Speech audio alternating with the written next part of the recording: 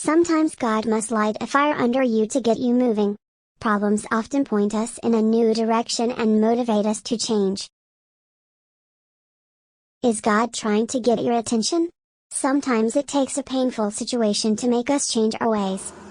People are like tea bags. If you want to know what's inside them, just drop them into hot water. Has God ever tested your faith with a problem? What do problems reveal about you?